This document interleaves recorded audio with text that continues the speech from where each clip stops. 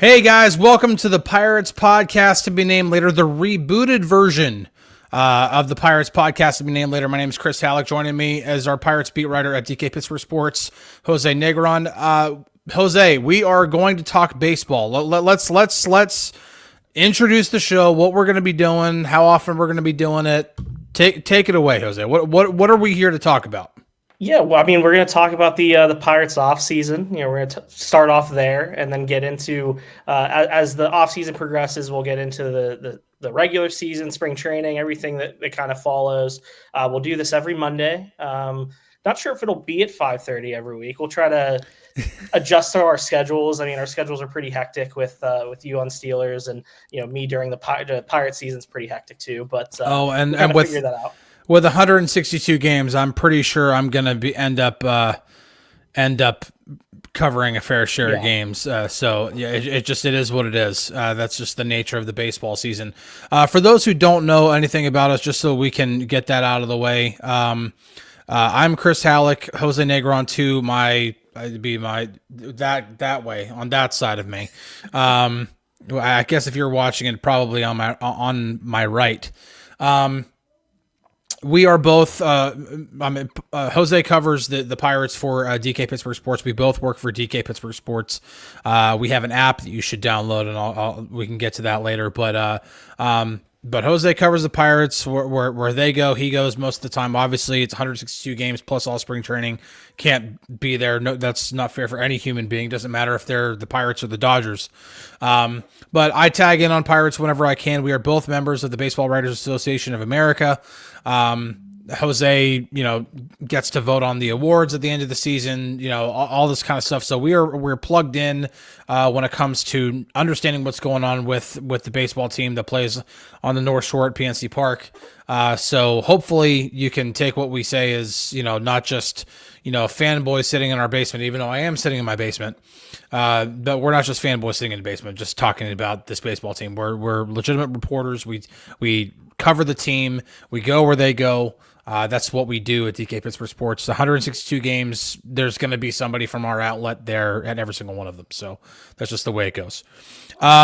So the big news for this baseball team, and we'll start off with this, and we'll get into all the free agency offseason stuff because that apparently has now become a topic of conversation. But before we get into any of that, the big news of the offseason really to me is still Paul Skenes winning Cy Young. I mean, it's the third Cy Young winner in Pirates history.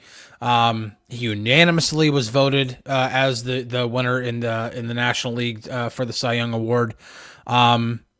Take us. I mean, you covered Paul on a regular basis throughout this past season. Take us through, maybe outside of the numbers, just why he deserved this kind of award, and we'll get into some of the things he said that night, which is awesome stuff. But just alone, why did Paul deserve the Cy Young Award? Yeah, I mean, just the consistency that he showed, throughout the season from his first start of the year to his last. I mean, look, this was a really bad season for this baseball team. And every single time Paul Skenes stepped on that mound, he looked like the ace that you expect him to be. And he's evolved. It's crazy to say that he's gotten better because his rookie season was so incredibly special. Mm-hmm. But this is a guy who has continuously progressed, has gotten better, with every single, and he's just so focused and oriented on his process. Mm-hmm. I've never been around a player, and obviously I've only been on this beat for 2 years. But I've never seen a player who's just so, ingrained in his process, and, I guess you could kind of maybe compare it to look at the process that Sidney Crosby goes through, the routine, every day is the same. And that's what makes him so special. And I think that's what makes Paul Skenes so special is he has a routine. Every single day is the same. And that's why he's able to put together such consistently special results on that mound. And you look at what he was able to do last year, finished third in Cy Young voting.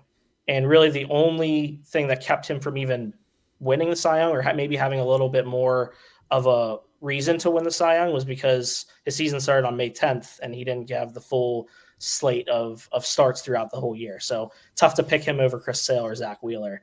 This year, he did exactly what he did last year, but he really took it to a whole another level with making 32 starts, I believe, having a sub-2 ERA. I mean, the same things that he was doing that made his rookie year so meaningful and so historic, he was able to do this season. And I wasn't surprised that he won. I mean, it was pretty obvious he was the most deserving. He was unanimously voted, yeah. and I was maybe a little surprised it was unanimous, to be honest, because Christopher Sanchez had a phenomenal season in his own right. I mean, you look at the WAR leaders in Major League Baseball. I believe the only three that are ahead of Paul Skenes were Aaron Judge, Shohei Ohtani, and Christopher Sanchez. So, Sanchez, I think, was, in my opinion, probably worthy of a few first place votes. I did not vote for the Cy Young this year, so I would have probably given it to Paul. You're absolved of that. Yeah, I was absolved of that. I did vote for National League Manager of the Year this year, and did vote for Pat Murphy, which that was well deserved for the season that he had in Milwaukee. But yeah, I mean, I think I was surprised maybe a little bit that Sanchez didn't maybe get 2 or 3 first place votes, but not surprised at all that Paul won this award. It's incredibly deserving. I've covered both of Paul's All-Star starts. I've covered the All-Star game, both in each of the past 2 years. In the first one in Texas, in Arlington, Texas, and then this past season in Atlanta. And it's not the only time I've been around Skenes. I've obviously been to a handful of games and covered those. But the way he goes about even like being on the biggest stage and being around all of the other stars of the game. I mean, when you're talking biggest stage in baseball, obviously you think of World Series, you think of the postseason, but if you're not there, what's the biggest stage? Well, it's the All-Star game. You're there, and literally your peers are the best of the best in the game right now. And it doesn't, I mean, he's got Livy Dunn on his arm, and there's just nothing that changes about the humility that he approaches the game with, and just everything in general. I think he's a truly special athlete, not just because he's built like an NFL tight end and pitches insanely well, but just the fact that he is also a genuinely good dude. So it's really cool to see. And then to go on top of that, to see him use the platform, when he gets voted to win the Cy Young, and he uses that platform. A lot of guys would use that platform for, whether it be they want to show humility, which obviously ends up kind of being this false humility thing. Oh, well, maybe I didn't quite deserve. No, you deserved it, dude. You were the best pitcher in baseball. But, it wasn't just about that. He actually used that platform to indirectly point the finger at the organization and say, listen, we've got to win. Like, he used that platform to be like, listen, winning is the thing that matters. Like, this individual award, yeah, it's great. It's great honor, blah, blah, blah. But winning is the thing that matters. And to hear all the different things he said, that puts pressure on the Pirates organization to get something done about, listen, like, these fans deserve something other than just one of their pitchers, one of the pitchers that they cheer for winning an individual award. They deserve to have similar feelings to what we witnessed in 2013 with that wild card game, or to witness the 3 seasons in a row where they make it to the postseason, or to win 98 games again in a regular season. They deserve something like that. And for him to use that platform, I think just speaks to who Paul is and why he is so special. Yeah, I mean, he's a winner. You look. He mentioned, after winning the Cy Young, he mentioned, there was a time at Air Force where they weren't winning, at the Air Force, at the Naval Academy, at the Air Force. And that's all right. The Naval Academy will be a nice pass. Yeah. So they didn't win at the Air Force. Then they win a conference championship, and things kind of change. Mm-hmm. Then he goes to LSU, wins a national championship. He's the most outstanding player. The winning just continues. And now he comes to Pittsburgh and he's doing his part. There's no doubt about that. I mean, He was 10-10, and I got to give credit to the voters that, they looked at everything else aside from the record. I'm not a big, record matters. Like, if you have a sub-2 ERA and you're, top 5 in strikeout, pitching record doesn't matter. And all those, statistics, that's what matters to me. And every single time he started a game, he did what he had to do. I remember Spencer Horwitz at the end of the season, after Skenes' last start in Cincinnati, Spencer Horwitz even said, like, listen, the record's not indicative of what he did. That falls on the offense, that falls on defense, that falls on us. He's like, he deserved better. And I, give credit to Spencer for being a guy who said that. And a lot of the guys have said that, that it's not fair to Paul that he has had a 10-10 record at the end of the season, because he was very deserving of more. Yeah. But, this is a guy who is a winner. He wants to win at this level. He wants to win with this team, the team that drafted him. He's really embraced the city and the fan base. It really has. It's very evident that he wants to do it for this fan base, and he wants to be a part of the team that brings winning baseball back to Pittsburgh. It's been a decade since they made a playoff appearance, and Paul Skenes wants to be a part of that.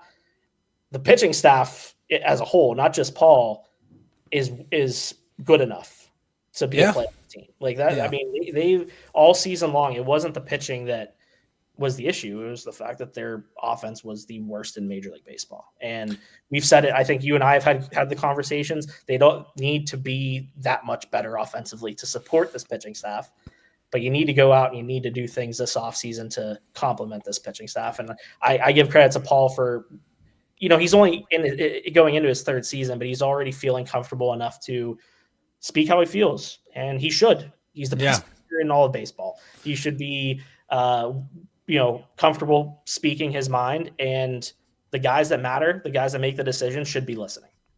Well, speaking of needing to get stuff done, we have some stuff to talk about when it comes to this baseball team, because there's actually a lot of noise that we would normally not expect to be ever close to this team, but it's there. And so we're going to take a quick break, and when we come back, we're going to try to tackle as much of that as we possibly can in the span of about maybe like 17 or 18 minutes. But it's quite a bit to talk about when it comes to this team. So don't go anywhere. We'll be right back on the Pirates podcast to be named later, right after this. At DK Pittsburgh Sports, we take pride in coverage that connects our city's fans to their favorite teams. Now, that connection's stronger than ever. Introducing our all-new state-of-the-art app. Find expert inside reporting and original podcasts. Check live box scores. Track the latest stats. Chat it up with our community of thousands of fans, all in one place. The new app from DK Pittsburgh Sports. Coverage that connects. Welcome back to the Pirates podcast to be named later. Chris Halicke, José, Negron here from DK Pittsburgh Sports. So the Pirates are in the headlines, and they have been now for several days. It all started with a report from ESPN tying the Pirates to Josh Naylor, first baseman for the Mariners. They apparently were willing to offer more than twice of their largest contract they've ever given to a free agent, which is 3 years, $39 million for Francisco Liriano. They are also apparently in on Kyle Schwarber, which I would expect all 30 major league clubs to be in on Kyle Schwarber, but they're apparently in on that. To what extent? I don't know. There's another report today from the New York Times on the Pirates possibly being intrigued in Jorge Polanco and Ryan O'Hearn. There are multiple names that continue to be tied to the Pirates. And of course, if you follow this franchise, if you've covered this franchise, you hear all that stuff and you just go, nah, all right, whatever.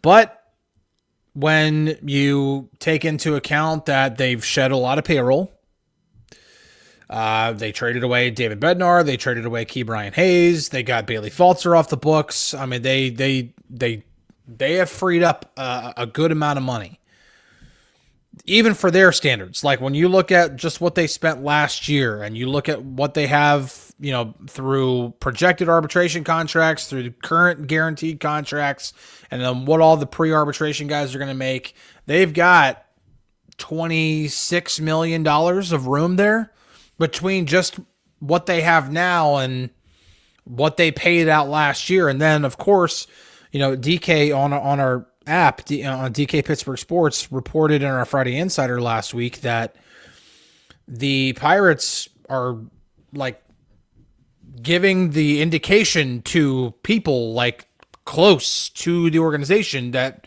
they're going to spend upwards of $110 million, or at least up to that. Like, it might not be exactly that.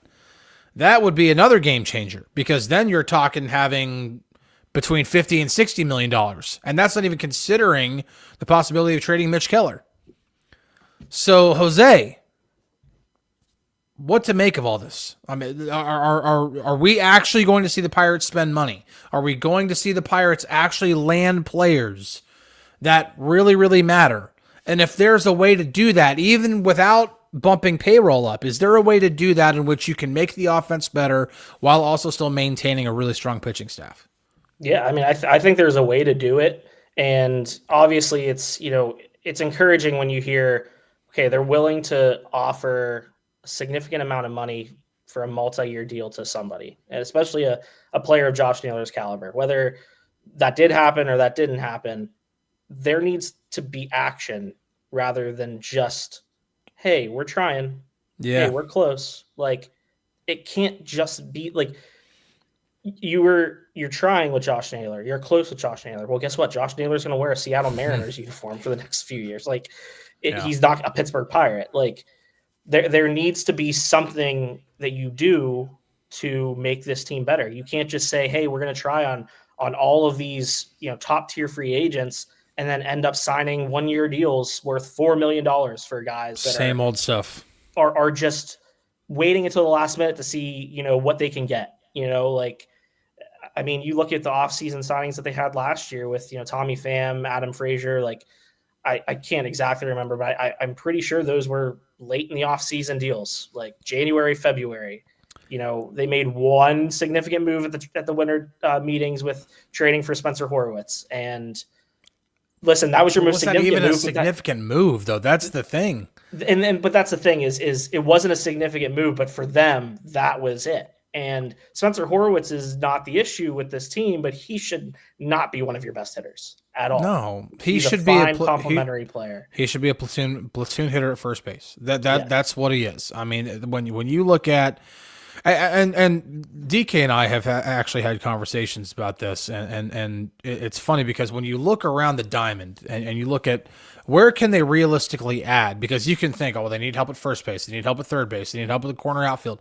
Okay, well, let's take a real look at what they have, and are they going to add players that are going to block other players that they want to be part of the future? I mean, you just got the catcher in the trade with the Yankees for Bednar last year. Rafael Flores, yeah. Exactly. You got him, and you got Henry Davis. And Henry Davis is, I mean, to say he's tight with Paul Skenes and Jared Jones is an understatement. That's the reason for him to have a significant role on this team. For this team. Now, Henry Davis has got a hit. I mean, he doesn't need to be, no, actually, I would probably put a higher bar on Henry Davis because he was a first overall pick. But either way, he's got to hit significantly better than the way he's hit so far. But again, when you look at Flores and Davis at catcher, okay, well, you're not going to block anybody there. So like when you look at like the Rangers non-tender Jonah Heim, to me that doesn't make a lot of sense, because while Jonah Heim at one point was a really, really good, one of the best pitch framers in the game, really solid defensive catcher, has some pop with the bat. I look at that, I'm like, that could be a nice addition, but are you going to add a player like that to block either Davis or Flores? That doesn't make a lot of sense.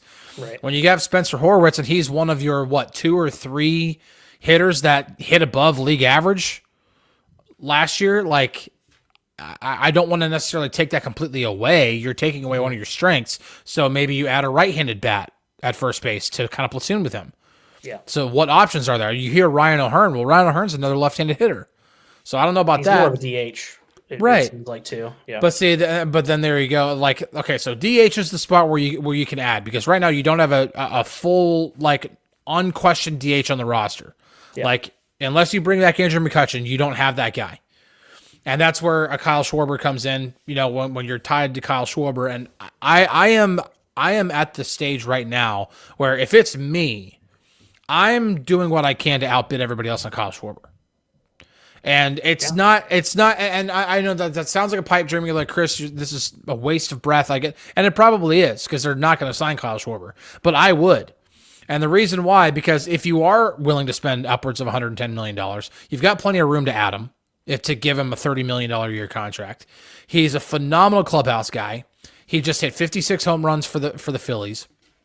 He's a left-handed bat. He's a DH, but again, it's the way he's going to help set the culture. Because right now you have Paul Skenes who's already doing that, and then I don't know. I mean, I would do that, but then again, second base you have Nick Gonzalez, shortstop Connor Griffin eventually is going to take that on. Third base right now you have Triolo, but Triolo should be more of a super utility guy, so maybe you could upgrade at third base. You got Brian Reynolds in the outfield, you got O'Neal Cruz in the outfield. You need another outfield bat. It's really just like three bats is what you need to add. Yeah, third base, corner outfield, and DH. Yeah, I mean the way I look at it too is, even if you go out and you get 2 corner outfielders, I wouldn't be opposed to moving Brian Reynolds to DH and just saying, Brian, your fielding's not good, because it's not. Yeah. And focus on hitting, focus on getting back to the level of Brian. And listen, he's not in his 20s anymore. He is a grizzled vet at this point in his career, and I think would be more suited in a DH role where he can just focus on hitting the ball and just being a consistent bat that they have in that lineup. If you go out, and there's all the discussion about whether you trade Mitch Keller. And in my mind, and I don't know if we're going to get to this at all, but I figured I'd discuss it a little bit with you. In my mind, it's not, you don't have to trade Mitch Keller, because if you want him to be a Pirate, he'll be a Pirate. You have him locked up.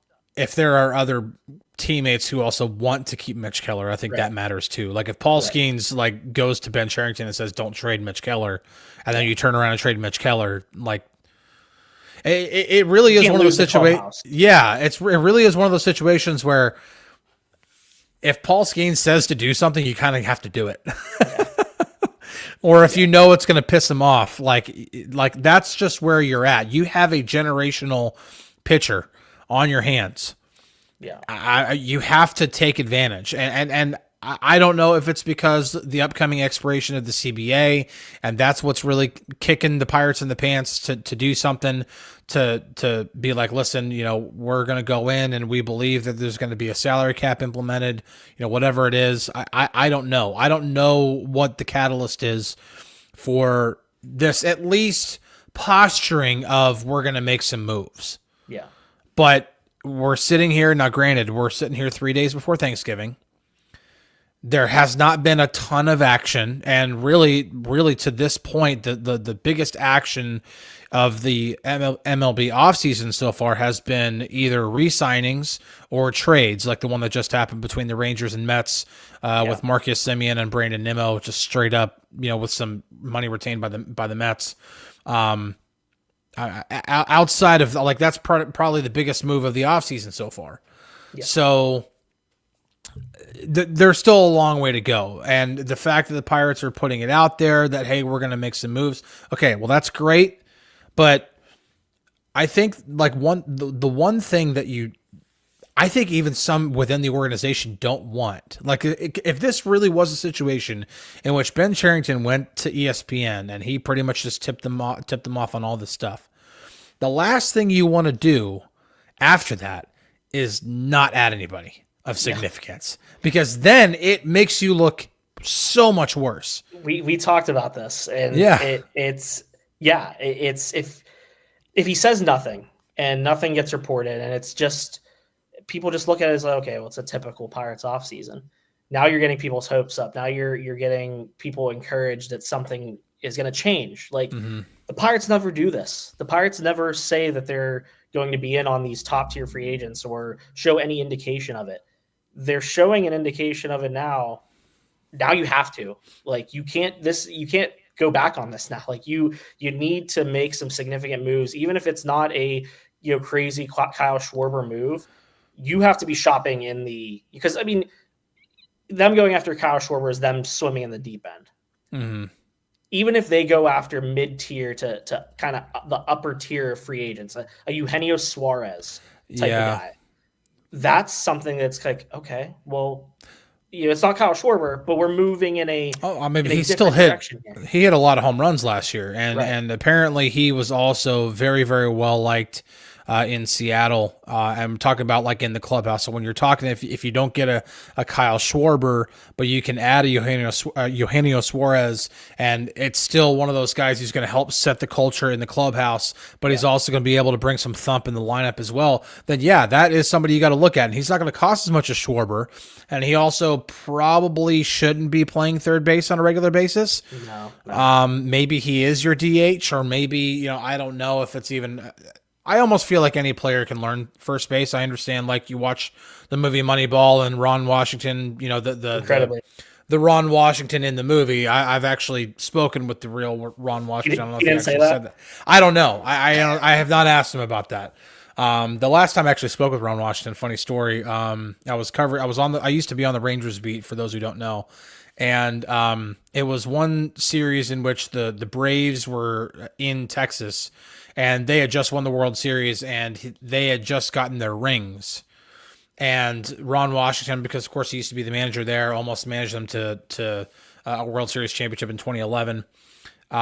He held court with some of the Rangers reporters and was showing off his World Series ring with the Braves, and so that's the last time I spoke with. But either way, that character in Moneyball's, like, it's incredibly hard to play first base. I don't think so, because it feels like almost every single player eventually learns how to play first base at some point, if they want to extend their career or anything. So maybe Eugenio figured it out. Yeah, maybe Eugenio Suarez is the next guy who can learn how to play first base. I don't know, but so either way, it's one of those signings where if you can bring him in, you'll figure out a place to put him.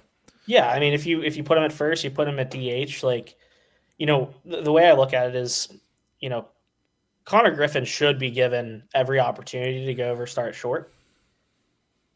You can maybe handle Jared Triolo at third for a time if you are bringing in a Eugenio Suarez and you say, hey, your time at third's probably up, but we'll put you at first, we'll put you at DH, those spots.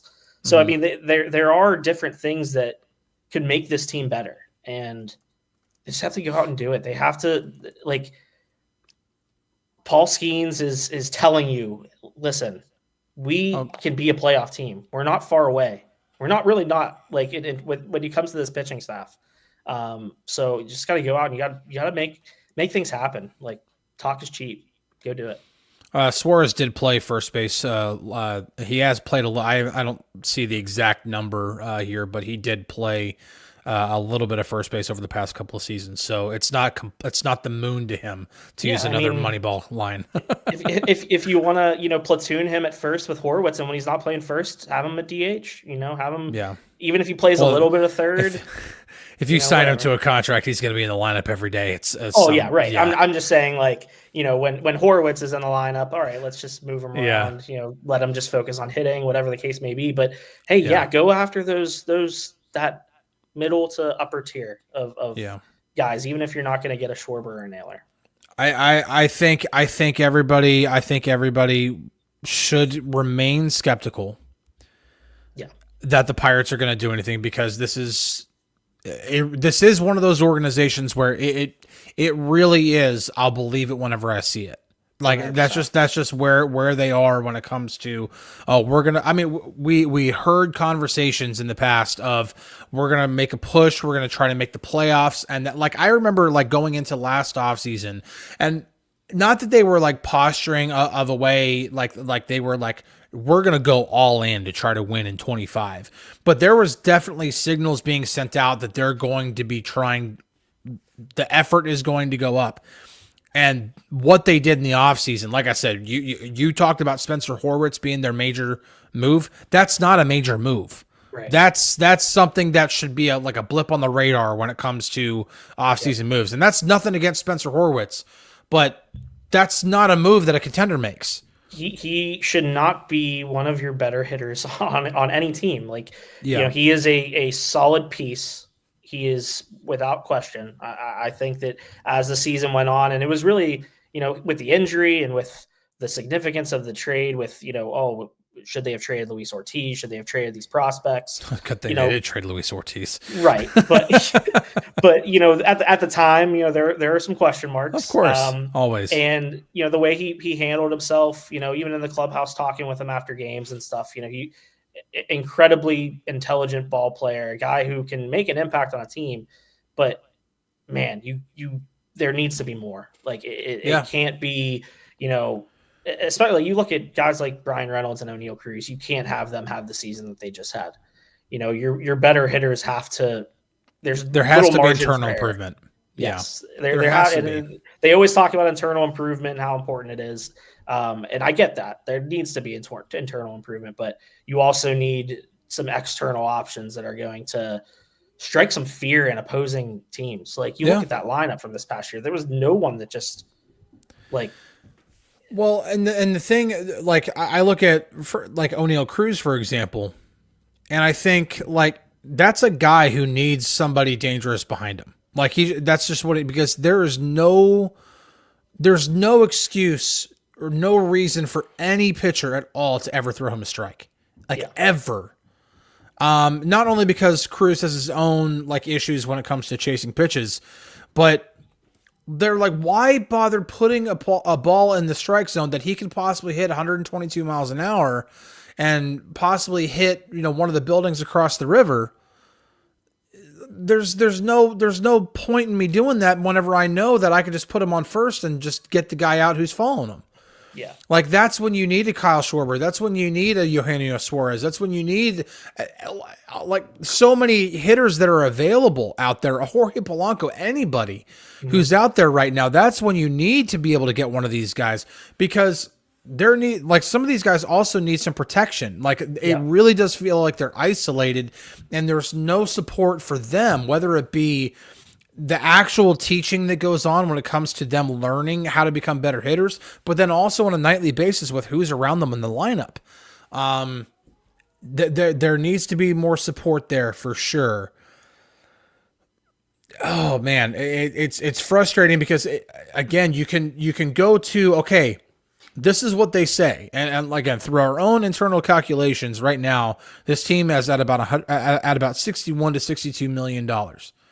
If they are really, really serious in wanting to spend upwards of 110 million, that is 50 million plus that you can spend. You can add Kyle Schwarber for $30 million a year and still have another 20 plus million to get 2 more bats. And if you do more than enough money. And if you do decide to trade Mitch Keller, you're going to get a pretty good, I mean, you should, I know how much you trust the general manager to make the right move when it comes to a player of Mitch Keller's caliber, but Mitch Keller has value in terms of a guy who's going to give you 30 plus starts, 180 plus innings per year. You should get a proven hitter for a guy like him if you choose to go that route. Well, and that's when you look at like Boston's situation with Abreu and Duran. Like they've got to offload one of their guys because they got a log jam, and you could that could be a situation in which you offer Mitch Keller for that. But the issue you run into with trading Mitch Keller is then while you're very, very you have Paul Skenes at the top of the rotation, that's great. And then you have Braxton Ashcraft and you have Bubba Chandler and, Johan Oviedo and eventually Jared Jones, even though you've brought it up before. And I agree, he probably should end up just converting to being a closer, but either way, whatever it is right now, that's where he would be penciled in.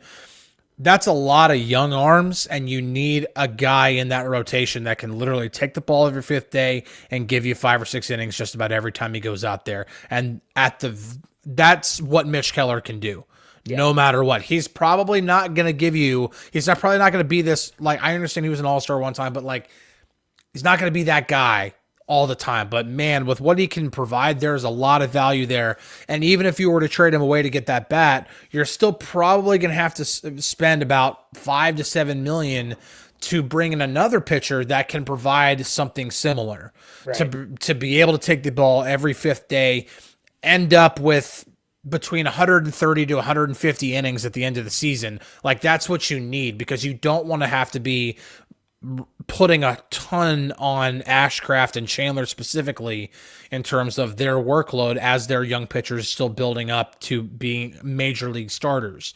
Yeah. So they need. I understand wanting to trade Mitch. You know, it offload salary gives you even more ability to add a bat or to add bats. But then I think you run into an issue where you start to run out of guys who can just log a bunch of innings. Because now they've got like 2, and that's Skenes and Keller. Right, and you bring up a great point there, because as good as this pitching staff is, as good as these young pitchers are, even, you look in the system, guys that they just added to the 40-man roster with Wilbur Dotel, Antoine Kelly having really special years down in Altoona and through the minor league system. A lot of guys that are still pretty unproven, like Braxton Ashcraft, Mike Burrows got a decent amount of experience last year. Mm-hmm. These are also guys who have dealt with injuries in the past. Bubba Chandler. Oviedo. I mean, every time he takes the ball and he pitches on a consistent basis, like there's so much promise there, but like it's just he's got to stay healthy. Right. Yeah. I mean, you have Tommy John that caused him to lose the entire 2024 season. Then he has a lat strain in spring training. Mm-hmm. This is a majority of this past season, and he looked good when he came back. Obviously, still issues with the walks. I mean, that's kind of been him really throughout his career. But he's still a solid back end starter that you can rely on. But there's the pitching depth is so important, and it's unique because a lot of teams around baseball strive to have what the Pirates have right now. Yeah. Because they're always looking for it. And, you during the offseason, you do have to trade from strength to get, to improve in another area, but you got to make sure that you have enough faith in these young arms, and that, like you said, you're going to have to spend $5 to $7 million likely to get an arm like an Andrew Heaney type or a Jose Quintana type to be, within that rotation and battle and challenge these young kids during spring training. And to the Pirates' credit, they have been able to find one of those guys just about every season. Like they don't do a lot right, but that is one thing they actually have done pretty well. Now, granted, Heaney kind of fell off a cliff this season, but still a good signing at the time. Oh yeah, absolutely. First couple. You months. saw him in Texas, right? Like you. Yeah. I mean, he was after. Okay, he was right after. Yeah. He did pitch against the Rangers a good amount, right? When he was with the Angels and, kind of with those. Oh, yeah. I definitely covered him before. I mean, he had always been, he had never turned into like the ace the Angels wanted him to be, but he still turned into a guy who, again, one of those guys who could take the ball every fifth day. It's one of those guys you love to have in the back of your rotation. The number 4, number 5 guy. It's not always going to be great. He's probably never going to throw a shutout, but he's also probably going to maybe only twice all season long. He's going to get absolutely touched up completely. He's going to give up 7 or 8 runs, but then there's probably going to be the majority of the time where, he's going to end the season with ERA in the low 4s, but he gives you 5 or 6 innings just about every time he goes out there, and Mitch that Keller absolutely does that same matters. Thing. Yeah. I mean that's exactly what you need from a guy like that. And even at the beginning of the season, first month and a half, 2 months, he was really strong. I mean, that start against the Yankees where he struck out 10 plus. I think he struck out Judge 3 or 4 times, which Andrew Heaney owns Aaron Judge, by the way. If you've ever looked at his numbers, it's unbelievable. Yeah, that's Aaron Judge's kryptonite. Apparently, is Andrew Heaney. That's funny. But yeah, I mean, they've been really good. Boston Red Sox need to look in that then.